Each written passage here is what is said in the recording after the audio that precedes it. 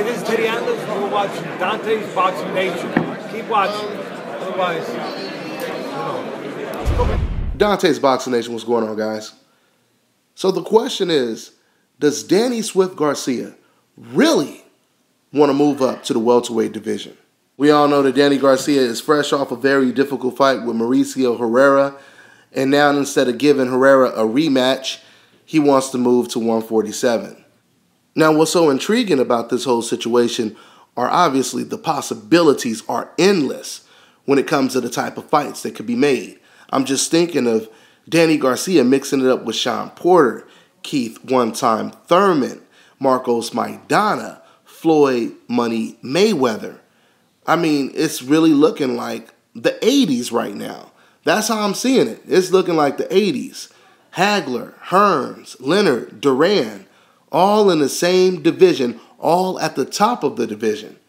I truly believe that Danny Garcia, if he moves up to 147, he's not going to have a choice but to fight one of these guys at the top of the division. I mean, you're talking about 4 undefeated fighters: Danny Garcia, Keith Thurman, Sean Porter, and Floyd Mayweather.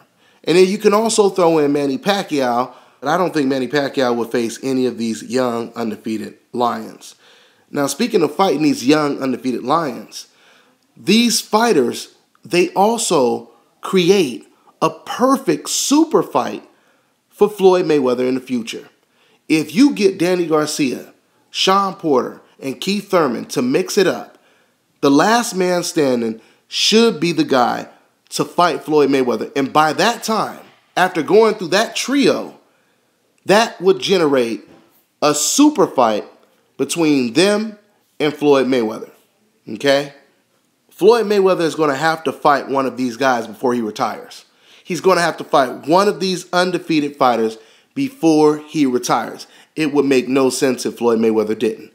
Now, we all know that a while ago, Floyd Mayweather was hanging out with Kobe Bryant, and Kobe asked Floyd Mayweather, who you going to fight next? And Floyd told Kobe, I want one of them undefeated young lions. That's basically what he said. So I truly believe that Floyd Mayweather, he does want to fight one of these young lions, just like when people thought that Floyd Mayweather was ducking Canelo Alvarez, because that's what everyone was saying, is Floyd is ducking him. He's scared of Canelo and all of this, right? Soon as those type of people found out that Floyd Mayweather signed the contract immediately, those detractors, they had to scramble to find an excuse why Floyd Mayweather is going to beat the guy, okay? Now, I know some of you guys will say, well, if Floyd wanted to fight an undefeated guy, why did he fight Marcos Maidana?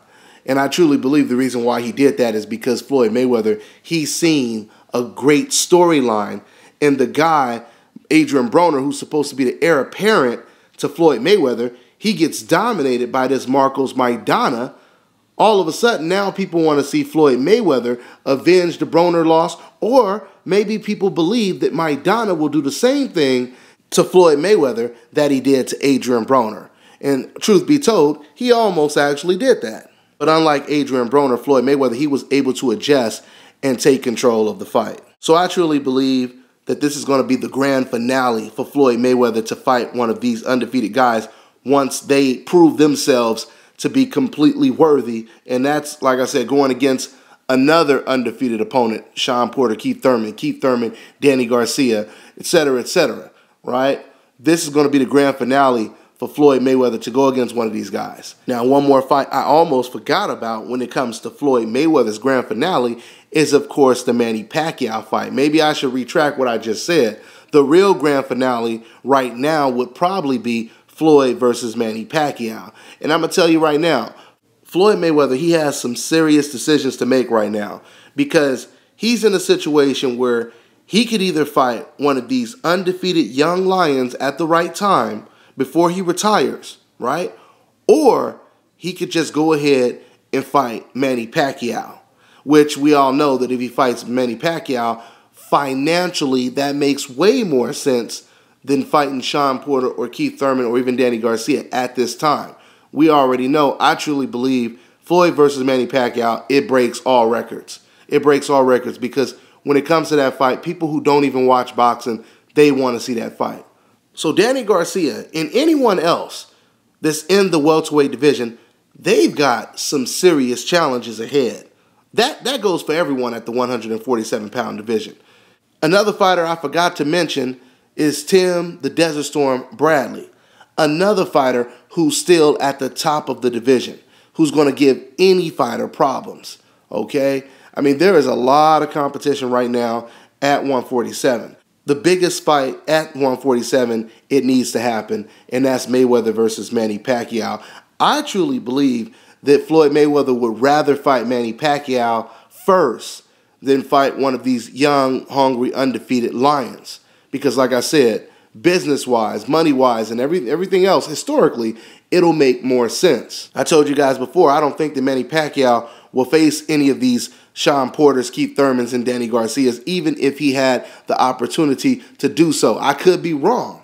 But what I would say to both Manny Pacquiao and Floyd Mayweather is if they're not going to face each other, I think that one of them should race to fighting one of these young, undefeated fighters, because it is going to make their resume look that much better if they could fight one of these guys and beat one of them. I have some people on my channel trying to give credit to fighters that fought really good competition, but they lost to almost all of them. Let me tell you guys something.